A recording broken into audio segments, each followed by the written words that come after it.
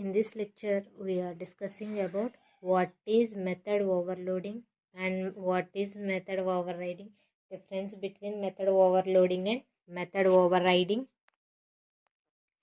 and what is static members and static variables and static methods, and discuss about access specifiers or access modifiers, and also discuss about nested methods.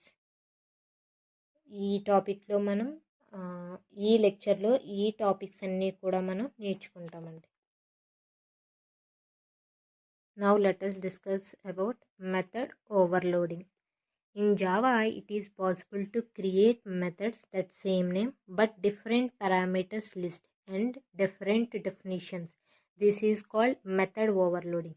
మనం ఒక మెథడ్ని define చేయాలి అంటే return type రాస్తాం, method name రాస్తాం, పెరాన్సిస్లో మనం ఏం రాస్తాం, arguments రాస్తాం, నెక్స్ట్ మెథడ్కి మనం బాడీ ఇస్తామండి, అంటే ఓపెన్ క్లోజింగ్ పెరాన్సిస్ పెట్టి అందులో మనం స్టేట్మెంట్స్ రాసుకుంటాం. ఇక్కడ జావా అనేది మెథడ్ ఓవర్లోడింగ్ అనే కాన్సెప్ట్ అనేది పాసిబిలిటీ ఉందండి. ఇక్కడ అసలు మెథడ్ ఓవర్లోడింగ్ అంటే ఏంటి అంటే it is possible to create methods that same name. ఇప్పుడు 2 మెథడ్స్ ఉన్నాయండి, 2 మెథడ్స్కి మనం కావాలి అంటే సేమ్ నేమ్ ఇవ్వచ్చు, but different parameters list and different definitions ఉండాలి. For example class name same అండి, class A class B, sorry 2 మెథడ్స్కి ఉండే నేమ్ ఏంటంటే class A class A. Parameters వచ్చేదానికి ఒక దాంట్లో ఇంట్ ఎక్స్ ఇచ్చారు, ఇంకొక దాంట్లో ఇంట్ ఎక్స్ కామా ఇంట్ వై అని చెప్పి రాసామండి. ఈ మెథడ్ ఏమంటామంటే సేమ్ నేమ్ ఉండి డిఫరెంట్ పారామీటర్స్ ఉంటే వాటిని మెథడ్ ఓవర్లోడింగ్ అంటాం. Method overloading is used when objects are required to perform similar task but using different input parameters. Okay, for example నేను ఒక క్లాస్ డిఫైన్ చేశాను, క్లాస్ వచ్చేసి షేప్ అని చెప్పి ఇచ్చానండి. షేప్ అని ఇచ్చాను, ఫస్ట్ దాంట్లో ఇంట్ ఎక్స్ ఇంట్ స్పేస్ ఎక్స్ అని పాస్ చేశాను. ఓకేనండి, సేమ్ అదే మెథడ్ షేప్ అనే మెథడ్లోని ఇంట్ ఎక్స్ కామ ఇంట్ వై అని ఇచ్చాను.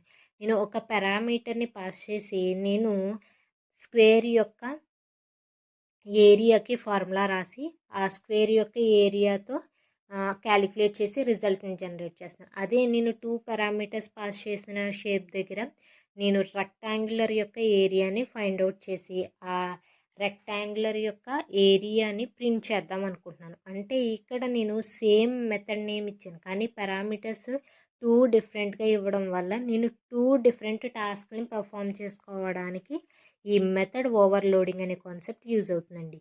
Java matches up the method name first and then number and type of parameters to decide which one of the definitions to execute.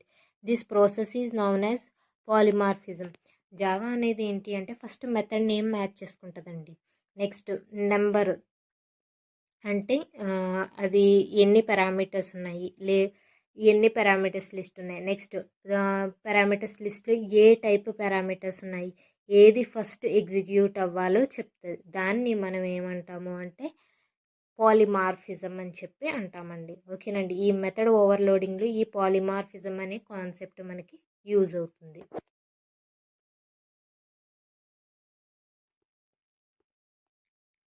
The difference may either be in the number or type of arguments, that is each parameter list should be unique అండి. ఇక్కడ మనకి ఇంకొకటి ఏంటి అంటే method ఓవర్లోడింగ్లో 2 మెథడ్స్కి same name ఉంటుంది, కానీ ఇక్కడ డిఫరెన్స్ వచ్చేసి ఏమవుతుందంటే number or type of arguments అండి. అంటే ఫర్ ఎగ్జాంపుల్ ఇంట్ ఎక్స్ అని ఒక దాంట్లో ఇంట్ ఎక్స్ కామ వై ఇంట్ ఎక్స్ కామ ఇంట్ వై అని చెప్పి ఒక దాంట్లో ఇచ్చాను. అంటే ఇక్కడ నెంబర్ అంటే ఒక దాంట్లోనేమో ఒక ఆర్గ్యుమెంట్ని పాస్ చేస్తాను, ఇంకొక దాంట్లో 2 ఆర్గ్యుమెంట్స్ని పాస్ చేస్తాను. లేదు, రెండాటిలో కూడా ఒక్కొక్క ఆర్గ్యుమెంట్స్ని పాస్ చేయొచ్చు. ఇంట్ ఎక్స్ అని ఒక దాంట్లో ఇంట్ ఆర్ ఫ్లోట్ ఏ అని ఇంకొక దాంట్లో పాస్ చేయొచ్చు కావాలి అంటే మీరు పారామీటర్. కాకపోతే 2 కూడా డిఫరెంట్ ఉండాలి. ఓకేనండి, యూనిక్గా ఉండాలి. ఏ మెథడ్లో సమ్ ఆర్గ్యుమెంట్ ఆ మెథడ్లోనే ఉండాలి, సేమ్ ఉండకూడదు. Note that the method return type does not play any role in this. ఇప్పుడు మనం మెథడ్ రిటర్న్ టైప్ రాస్తున్నాం కదండి. ఈ రెండాట్లికి కూడా ఫర్ ఎగ్జాంపుల్ నేను ఇందాక చెప్పిన షేప్దే ఉంది. అందులో ఒక దాంట్లోనేమో ఏరియాని ఫైండ్ అవుట్ చేస్తున్నాను, ఇంకొక దాంట్లో స్క్వేర్ ఏరియా, ఇంకొక దాంట్లో రెక్టాంగులర్ ఏరియా. రెండూ కూడా ఇంటీజర్ టైప్ డేటానే రిటర్న్ చేసినాయి అనుకోండి ఆ మెథడ్. కానీ ఈ మనం రిటర్న్ చేసే డేటా టైప్ని బేస్ చేసుకుని అయితే ఉండదు ఈ మెథడ్ ఓవర్లోడింగ్ అనేది. ఇక్కడ ఎగ్జాంపుల్ చూడండి, క్లాస్ క్యాట్ అని చెప్పి ఒక క్లాస్ నేను డిక్లేర్ చేశాను. అందులో పబ్లిక్ వాయిడ్ సౌండ్ అని చెప్పి ఒక మెథడ్ రాస్తున్నాను. ఆ మెథడ్లో ఏముంది, system.out.println అని ఒక స్టేట్మెంట్ రాశాను. అందులో మియావ్ అని చెప్పి రాశాను. నెక్స్ట్ ఆ క్లాస్ క్లోజ్ అయిపోయింది, అలాగే మెథడ్ని కూడా ఆ మెథడ్ని క్లోజ్ చేశాను. నెక్స్ట్ సేమ్ అదే నేమ్తో పబ్లిక్ వాయిడ్ సౌండ్ అని చెప్పి అదే మెథడ్ నేమ్, పైన కింద కూడా సేమ్ మెథడ్ నేమ్. బట్ ఇందులో ఆర్గ్యుమెంట్ని పాస్ చేస్తున్నాను. ఆ ఆర్గ్యుమెంట్ ఏంటి అంటే ఇంటి స్పేస్ NUM అని చెప్పి ఒక ఆర్గ్యుమెంట్ని పాస్ చేశాను. పాస్ చేసి నేను ఇక్కడ ఒక ఫర్ లూప్ని ఇనిషియలైజ్ చేసుకుని ఆ ఫర్ లూప్ కండిషన్ అనేది ట్రూ అయ్యేంత వరకు నేను ఆ లూప్ని రిపీట్ అయ్యి ఆ వర్క్ అనేది జరగమని చెప్తున్నాను. ఇక్కడ నాకు జస్ట్ ఒక్కసారి మాత్రమే మియామ్ అని ప్రింట్ అవుతుంది. అదే ఇక్కడ నాకు ఎన్నిసార్లు కావాలి అంటే అన్నిసార్లు నేను మియామ్ అని చెప్పి ప్రింట్ చేయించుకోగలుగుతున్నాను. అంటే ఇక్కడ ఒక టాస్క్ పర్ఫామ్ చేస్తున్నాను, ఇక్కడ ఇంకొక టాస్క్ పర్ఫామ్ చేస్తున్నాను. కాకపోతే నాకు మెథడ్ నేమ్ వచ్చేసి సేమ్, బట్ ఆర్గ్యుమెంట్స్ వాల్యూ అనేది డిఫరెంట్. అదే అండి ఓవర్లోడింగ్ అంటే నథింగ్ బట్ ఈ same method name but different parameters. ఓకేనా అండి, ఇది method overloading concept. Next one, method overriding. Method inheritance enables us to define and use methods repeatedly in subclass without having to define the method again in subclass. Inheritance అంటే ఏంటండి, ఒక క్లాస్ని define చేశాను, ఆ క్లాస్లో ఉండే డేటాని మెంబర్స్ని వేరే క్లాస్లో కూడా సేమ్ యూస్ చేసుకోవాలనుకుంటున్నాను. అలాంటప్పుడు నేను మళ్ళీ వేరే నేమ్తో ఇంకొక క్లాస్ని నేను రాయక్కర్లేకుండా జస్ట్ ఇన్హెరిటెన్స్ కాన్సెప్ట్ యూస్ చేసి ఫస్ట్ క్లాస్లో ఉన్న అంటే పేరెంట్ క్లాస్లో ఉన్న వేరియబుల్స్ని అలాగే మెథడ్స్ని నేను చైల్డ్ క్లాస్లోకి తీసుకురావచ్చు. అంటే వేరే క్లాస్లోకి చేయడాన్ని ఏమంటామండి, సబ్ క్లాస్లోకి తీసుకురావడానికి మనం ఇక్కడ ఇన్హెరిటెన్స్ అని చెప్పి ఒక కాన్సెప్ట్ యూస్ చేస్తాం. There may be occasions when we want an object to respond to the same method but have different behavior when that method is called. That means we should override the method defined in the superclass. This is possible by defining a method in subclass that has the same name, same method defined in the subclass is invoked and executed instead of the one in the superclass. మనం method ఓవర్లోడింగ్కి వచ్చేసరికి polymorphism use చేస్తాం. అదే మనం method ఓవర్ రైడింగ్కి వచ్చేసరికి ఏం use చేస్తామండి, ఇన్హెరిటెన్స్ కాన్సెప్ట్ యూజ్ చేస్తాం. ఇన్హెరిటెన్స్ కాన్సెప్ట్ అంటే ఏంటి, already child class parent class అని ఉంటాయండి. పేరెంట్ క్లాస్లో మనం డిఫైన్ చేసిన మెథడ్స్ని వేరియబుల్స్ని చైల్డ్ క్లాస్ అనేది యాక్సెస్ చేసుకోవచ్చు. With the help of extend keyword ద్వారా నేను పేరెంట్ క్లాస్లో ఉన్న మొత్తం వేరియబుల్స్ని అలాగే మెథడ్స్ని నేను చైల్డ్ క్లాస్లోకి తెచ్చుకుని వర్క్ చేయించుకోవడానికి, ఓకేనండి, వర్క్ చేయించుకోవడానికి ఉండే ప్రాసెస్ ఇన్హెరిటెన్స్ అంటాం. ఇక్కడ మనకి ఏమవుతుంది అంటే object to respond the same method but have different behaviour when that method is called. ఇప్పుడు ఏంటి, సేమ్ మెథడ్, ఇప్పుడు ఏంటి, పేరెంట్ క్లాస్లో ఉన్న మెథడ్ చైల్డ్ క్లాస్లో ఉన్న మెథడ్ సేమ్, బట్ మనం చైల్డ్ క్లాస్కి వచ్చేసరికి ఏం చేస్తాము అంటే డిఫరెంట్గా మనం కోడింగ్ అనేది చేసుకుంటాం. మెథడ్ ఓవర్ రైడింగ్కి వచ్చేసరికి సేమ్ అక్కడ ఉండే పారామీటర్స్, ఓకేనండి. మెథడ్ ఓవర్ రైడింగ్కి వచ్చేసరికి సేమ్ నేమ్ ఉంటుంది, మెథడ్కి సేమ్ నేము, మెథడ్లో మనం పాస్ చేసే పారామీటర్స్ కూడా ఇక్కడ సేమ్ ఉంటాయి. అదే మెథడ్ ఓవర్లోడింగ్కి వచ్చేసరికి మెథడ్ ఓవర్లోడింగ్కి ఓవర్ రైడింగ్కి డిఫరెన్స్ ఏంటంటే అండి, ఓవర్లోడింగ్ అంటే ఏంటి అంటే సేమ్ నేమ్ ఉంటుంది, కాకపోతే ఆర్గ్యుమెంట్స్ డిఫరెన్స్ ఉంటాయి. అదే ఓవర్ రైడింగ్ అయితే సేమ్ నేమ్ ఉంటాయి, సేమ్ పారామీటర్స్ ఉంటాయి. కాకపోతే ఒక క్లాస్ అంటే ఫర్ ఎగ్జాంపుల్ పేరెంట్ క్లాస్లో ఒక వర్క్ జరిగితే చైల్డ్ క్లాస్లో ఇంకొక వర్క్ జరుగుతుంది. ఇది method overloading. Now let us see one example. Now let us see method overriding example. Same class cat and public void sound. In that method we define system.out.println. In that we can write meow and close method and close class also. Next, same class lion extends cat.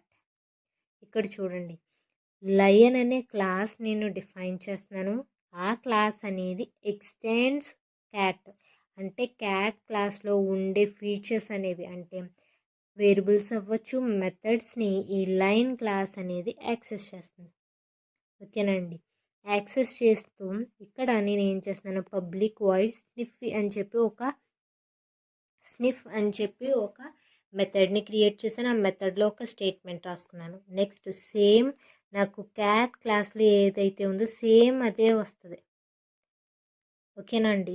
Same method, same name, same arguments, parameters నాకు cat క్లాస్లో మెథడ్లో రాసినప్పుడు నాకు parameters లేవు కాబట్టి same ఈ మెథడ్లో కూడా నేను పారామీటర్స్ రాయను. అక్కడ ఎలా రాసానో సేమ్ ఇక్కడ అలా రాస్తాను. పబ్లిక్ వాయిడ్ సౌండ్ పారాన్సిస్లో ఏం లేవు కాబట్టి ఇక్కడ కూడా పారాన్సిస్లో ఏం రాయలేదు. కాకపోతే body of the method definition వచ్చేసరికి చేంజ్ అవుతుంది. సేమ్ system.out.println అనే రాశాను. కాకపోతే ఇక్కడ నేను వేరేది ప్రింట్ చేయమంటున్నాను. పైనేమో మియావ్ అయితే ఇక్కడ రోర్. ఓకేనండి. ఇక్కడ మెథడ్ ఓవర్ రైడింగ్ అంటే ఏంటి అంటే సేమ్ మెథడ్ నేమ్ ఉంటుంది, అలాగే సేమ్ పారామీటర్స్ ఉంటాయి, కానీ బిహేవియర్ అనేది now let us discuss about difference between overriding and overloading. Method name must be the same. ఓవర్లోడింగ్లోని ఓవర్ రైడింగ్లోని కూడా రెండు మెథడ్ నేమ్స్ సేమ్ ఉంటాయి. Next arguments list. మెథడ్ ఓవర్ రైడింగ్కి వచ్చేసరికి మనకి ఏంటి, ఆర్గ్యుమెంట్స్ లిస్ట్ అనేవి రెండు కూడా సేమ్ ఉంటాయి. ఓకేనా అండి. కానీ ఓవర్లోడింగ్కి వచ్చేసరికి మస్ట్ బి డిఫరెంట్. ఓకేనండి, డిఫరెంట్గా ఉండాలి. రిటర్న్ టైప్ వచ్చేసరికి can be the same type or covariant type. Return type అనేది ఇక్కడ సేమ్ ఉండొచ్చు ఓవర్ రైడింగ్లో, లేదంటే డిఫరెంట్ ఉండొచ్చు. కానీ ఓవర్లోడింగ్కి వచ్చేసరికి కన్ఫామ్గా డిఫరెంట్గానే ఉండాలి. Next throws clause must not throw new checked exceptions, can narrow exceptions thrown. ఓకేనా అండి. ఇక్కడ మనకి సేమ్ నేమ్తో ఉంటే మనకి ఎక్సెప్షన్స్ అనేవి వస్తాయి, అంటే ప్రాబ్లమ్స్ అనేవి వస్తాయి. ప్రాబ్లమ్స్ వచ్చినప్పుడు మనం ఏంటి, must not throw new checked exceptions. ఏవైనా కొత్తగా వచ్చిన ఎక్సెప్షన్స్ని మనం త్రో చేయడానికి కుదరదు in case of overriding. ఎందుకంటే parameters same, methods same, functionality డిఫరెన్స్గా ఉంటుంది. ఏం మెథడ్లో ఏం డిఫరెంటో ఎలా తెలుస్తుందండి మనకి. కాబట్టి ఇందులో న్యూగా వచ్చిన ఎక్సెప్షన్స్ హ్యాండిల్ చేయడం కష్టం ఓవర్ రైడింగ్లో. అదే ఇక్కడ మనకి క్యాన్ బి డిఫరెంట్ అండి, రెండు డిఫరెంట్గా ఉంటాయి. త్రోస్ అనేవి కూడా డిఫరెంట్గా ఉంటాయి. Next accessibility can make it less restrictive but not more restrictive. ఓకేనండి. ఇక్కడ ఏంటంటే యాక్సెసిబిలిటీ అనేది ఇక్కడ క్యాన్ బి డిఫరెంట్. ఇక్కడ ఎందుకు క్యాన్ బి డిఫరెంట్ అంటే యాక్సెసిబిలిటీ కూడా మెథడ్ నేమ్ సేమ్ ఉంటుంది, కాకపోతే పారామీటర్స్ డిఫర్ వల్ల మనం ఈజీగా యాక్సెస్ చేసుకోవచ్చు. ఇక్కడ అనుకోండి method name same, parameters same, కాబట్టి ఇక్కడ యాక్సెసిబిలిటీ అనేది కొంచెం ఎక్కువ రెస్ట్రిక్షన్స్ ఉంటాయి. Declaration context a method can only be overridden in a subclass. మనం మెథడ్ ఓవర్ రైడింగ్ చేయాలి అంటే మనకి మెథడ్స్ అనేవి ఎక్కడి నుంచి వస్తాయి, సబ్ క్లాస్లో మనం ఓవర్ రైడ్ చేసుకోవాలి. A method can be overloaded in the same class or in a same subclass. ఇక్కడ అనుకోండి ఒక పేరెంట్ క్లాస్ ఉండాలి, అలాగే ఇంకొక సబ్ క్లాస్ ఉండాలి. సబ్ క్లాస్లో మనం ఓవర్ రైడింగ్ అనేది జరుగుతుంది. ఇక్కడ అనుకోండి విత్ ఇన్ ద క్లాస్లో చేసుకోవచ్చు మీరు కావాలి అంటే, ఓవర్లోడింగ్ అనేది లేదు అంటే విత్ ఇన్ ద సబ్ క్లాస్లో కూడా మనం చేసుకోవచ్చు. Method call resolution the run time of the reference.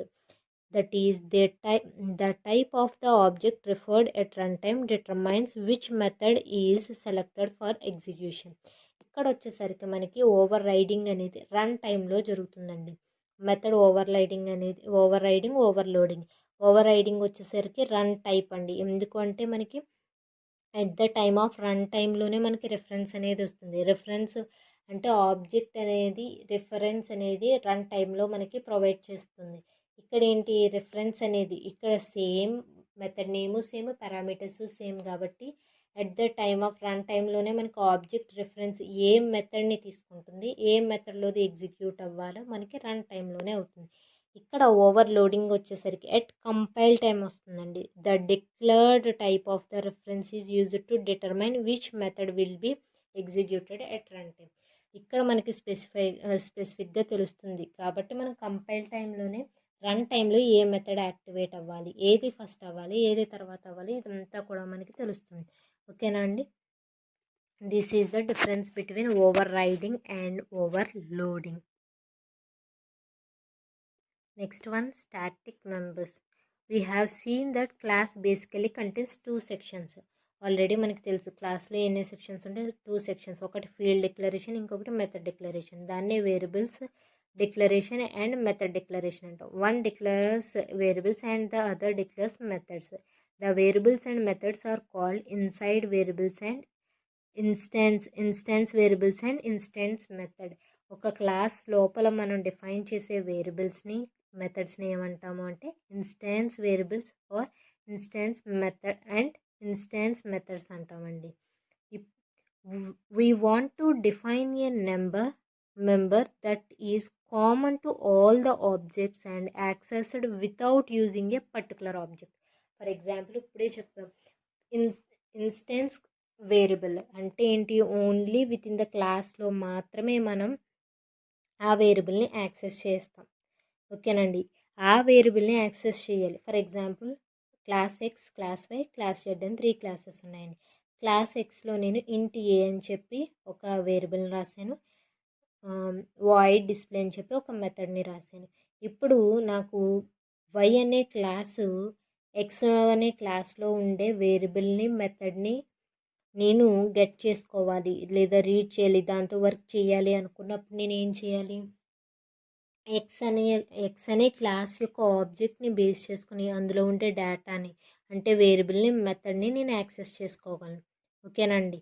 అదే చెప్తున్నారు, we want to define a member that is common to all objects and accessed without using particular object. ఇక్కడ చెప్పేది ఏంటి అంటే స్టాటిక్ మెంబర్ అంటే ఏంటంటే ఇప్పుడు నేను ఎక్స్ యొక్క ఆబ్జెక్ట్తో పని లేకుండా ఇప్పుడు వై జెడ్ అనే క్లాసెస్ నేను ఎక్స్ క్లాస్లో ఉండే వేరియబుల్ని అలాగే మెథడ్ని యాక్సెస్ చేయాలి అంటే వితౌట్ యూజింగ్ ఆబ్జెక్ట్ని యూజ్ చేయకుండా మనం డేటాని యాక్సెస్ చేయొచ్చు. అలా యాక్సెస్ చేయడానికి that is the member belongs to the class as a whole rather than objects created from the class. Such members can be defined as follows. మీరు ఒక క్లాస్లో ఉండే వేరియబుల్స్ని అలాగే మెథడ్స్ని యాక్సెస్ చేయొచ్చు వితౌట్ యూజింగ్ ఆబ్జెక్ట్. ఆ క్లాస్ యొక్క ఆబ్జెక్ట్ని use చేయకుండా మనం ఆ క్లాస్లో ఉండే వేరియబుల్స్ని అలాగే మెథడ్స్ని యాక్సెస్ చేయాలి అనుకుంటే ఆ క్లాస్లో ఉండే వేరియబుల్స్ని మెథడ్స్ని స్టాటిక్ మెంబర్స్ కింద డిక్లేర్ చేసుకోవాలి. స్టాటిక్ మెంబర్ కింద ఎలా డిక్లేర్ చేస్తామంటే static data type and variable name. Next static data type and method. ఓకేనండి. ఎగ్జాంపుల్ వచ్చేసి స్టాటిక్ ఇంట్ కౌంట్ సెమికోలన్, ఇది వేరియబుల్ అవుతుంది. అలాగే స్టాటిక్ ఇంట్ మ్యాక్స్, ఇంట్ స్పేస్ ఎక్స్ కమా ఇంట్ స్పేస్ వై సెమికోలన్. ఓకేనండి. The members that are declared static as shown above are called static, as shown above are called static members. ఓకేనండి. స్టాటిక్ అనేది కీవర్డ్ అండి. Keyword means pre defined work అనేది దానికి జరుగుతుంది. ఓకేనండి. ఈ స్టాటిక్ వేరియబుల్స్ని స్టాటిక్ మెథడ్స్ని కింద డిఫైన్ చేయడం వల్ల ఆబ్జెక్ట్ యొక్క అవసరం లేకుండా మనం ఈ వేరియబుల్ని ఈ మెథడ్ని మన యొక్క క్లాస్లో యూజ్ చేయొచ్చు. Static member since these members are associated with the class itself rather than individual objects. The static variables and static methods are often referred to as class variables and class methods. ఓకేనండి, ఈ members అనేవి మనకి క్లాస్తో మనకి associate అవుతూ itself rather than individual objects. The static variables and static methods are often referred to as class variables, class methods. ఈ static variables static మెథడ్స్ని also referred as ఎలా అని పిలుస్తామంటే class variables and class methods అంటాం. ఓకేనా అండి. Static variables are used when we want to have variable common to all instance of a class. Static వేరియబుల్స్ని మనం ఎందుకు డిఫైన్ చేసుకుంటాము అంటే ఆ వేరియబుల్ అనేది మొత్తం అన్ని క్లాసెస్లోని కామన్గా యూజ్ చేయాలి అనుకున్నప్పుడు ఆ వేరియబుల్ని మనం స్టాటిక్ టైప్ యూజ్ చేసి డిక్లేర్ చేసుకుంటే వాటిని మనం కామన్ మొత్తం అన్ని మన ప్రోగ్రామ్లో ఎన్ని క్లాసెస్ అయితే ఉన్నాయో అన్ని క్లాసెస్లోని యూజ్ చేయొచ్చు. Java creates only one copy for a static variables which can be used even if the class is never actually initiated.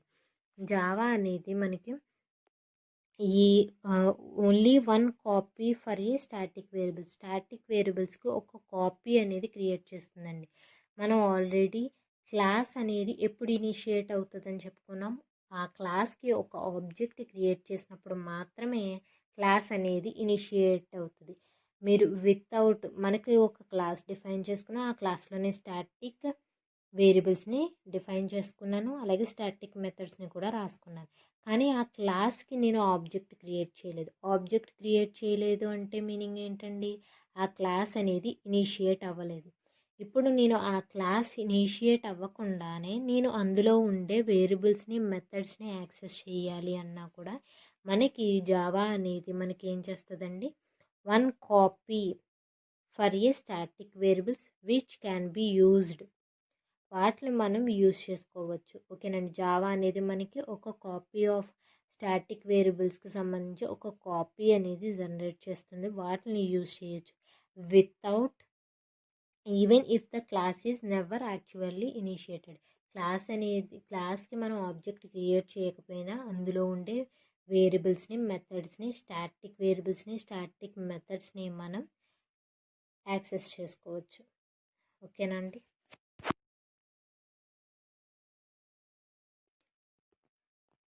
For example, the math class of Java library defines main static methods to perform math operations that can be used in any program.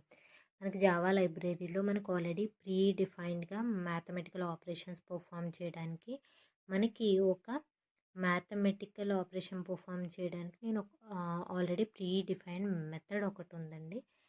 Already ఆ pre defined method use చేసి మనం ఏం చేయొచ్చు అంటే అది ఆ method అనేది static method, pre defined static method అండి. అది ఎక్కడ ఉంటుందంటే జావా లైబ్రరీలో ఉంటుంది. ఆ మెథడ్ని యూజ్ చేసి ఏం చేస్తాం, to perform mathematical operation perform చేయడానికి యూజ్ అవుతుంది. ఇది ఏ ప్రోగ్రాంలో అయినా కూడా మనం యూజ్ చేసుకోవచ్చు. Float space X math dot square root of 25, 0 ఓకేనండి. ఇక్కడ SQRT స్క్వేర్డ్ అనేది ఏమవుతుందంటే క్లాస్ మెథడ్ అవుతుందండి, ఆర్ స్టాటిక్ మెథడ్. ఈ పైన ఇచ్చిన స్టేట్మెంట్ మొత్తంలోని స్టాటిక్ మెథడ్ ఏంటి అంటే SQRT అండి. ఓకేనా. ఈ స్టాటిక్ మెథడ్ అనేది డిఫైన్డ్ ఇన్ మ్యాథ్ క్లాస్. ఈ మ్యాథ్ క్లాస్ ఎక్కడుంది, నాకు జావా లైబ్రరీలో ఉంది. ఇది మనకి ప్రీ డిఫైన్డ్ క్లాస్ అండి, యూజర్ డిఫైన్డ్ క్లాస్ కాదు. మ్యాథ్ క్లాస్ అని ప్రీ డిఫైన్డ్ క్లాసు. ఆ క్లాస్లో నేను స్టాటిక్ మెథడ్ని డిఫైన్ చేశాను. స్టాటిక్ మెథడ్ ఏంటండి, SQRT. ఈ మెథడ్ యూజ్ చేసి నేను ఏం చేస్తాను, మ్యాథమెటికల్ ఆపరేషన్స్ పర్ఫామ్ చేసుకుంటాను. ఇక్కడ నాకు కొన్ని రిస్ట్రిక్షన్స్ ఉన్నాయి. These method have several restrictions. ఓకేనండి. ఈ మెథడ్ని యాక్సెస్ చేయాలంటే they can only call other static methods. దీన్ని యూజ్ చేసి అంటే ఈ మెథడ్ని యూజ్ చేసి నేను ఇంకొక స్టాటిక్ మెథడ్ని మాత్రమే కాల్ చేయగలను. అండ్ ఆల్సో ఇంకొక రిస్ట్రిక్షన్ ఏంటి, they can only access static data. అంటే ఇందులో ఇచ్చే డేటా కూడా నేను ఏం చేయాలి అండి, స్టాటిక్ డేటాని మాత్రమే యూజ్ చేయాలి.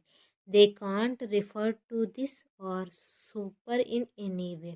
ఓకేనండి, ఇది ఎక్కడికి కూడా రిఫర్ అనేది చెయ్యదు. ఓకే, ఓన్లీ మీరు స్టాటిక్ వేరియబుల్ కానీ స్టాటిక్ మెథడ్ని కాల్ చేయడానికి, లేదా స్టాటిక్ వాల్యూ డేటాని మనం ఎవాల్యుయేట్ చేయడానికి మాత్రమే ఈ మెథడ్ అనేది యూజ్ అవుతుంది. ఇది ఆల్రెడీ ప్రీ డిఫైన్డ్ మెథడ్ ఎక్కడ ఉంటుందండి, జావా లైబ్రరీలో ఉంటుంది. ఇది ఏ క్లాస్లో ఉంటుంది అంటే స్టాటిక్ మెథడ్, SQRT అనేది స్టాటిక్ మెథడ్. ఇది ఎక్కడ మనకు డిఫైన్ చేసి ఉందండి, pre defined class math class. ఆ క్లాస్ ఎక్కడ ఉందంటే జావా లైబ్రరీలో ఉంది. ఆల్రెడీ ప్రీవియస్ లెక్చర్లో స్టాటిక్ వేరియబుల్స్, స్టాటిక్ మెథడ్స్ గురించి డిస్కస్ చేసాం. ఇప్పుడు final variables and final methods. All methods and variables can be over ridden by default in sub classes. Already మనం ఓవర్ రైడింగ్లో చెప్పాం, సబ్ క్లాసెస్లోంచి మనకి ఓవర్ రైడ్ అవుతుంది. ఏంటి, మెయిన్ క్లాస్ పేరెంట్ క్లాస్లో ఉన్న డేటాని మనం సబ్ క్లాస్లో ఓవర్ రైడ్ చేయొచ్చు.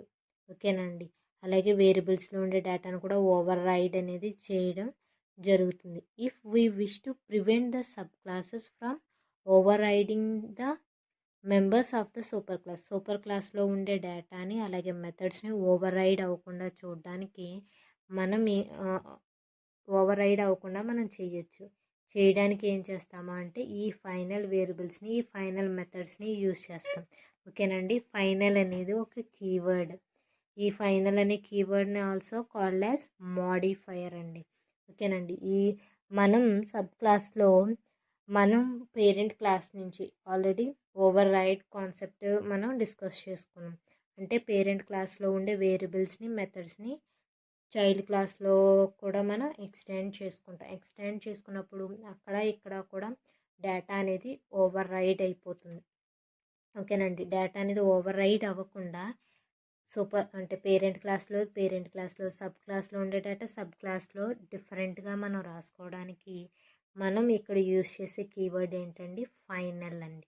ఫైనల్ అనేది కీవర్డ్, అలాగే ఫైనల్ అనేది ఏంటి అంటే మోడిఫైయర్. ఓకే అండి, ఫైనల్ ఇంట్ size equal to 100, final void show status అనే మెథడ్ రాశాను. Making a method final ensure that functionality defined in this method will never be altered in any way. ఓకేనండి, ఇప్పుడు ఫర్ ఎగ్జాంపుల్ నేను parent క్లాస్లోనే ఇలా define చేశాను అనుకోండి, final ఇంట్ size equal to 100, final void show status అని.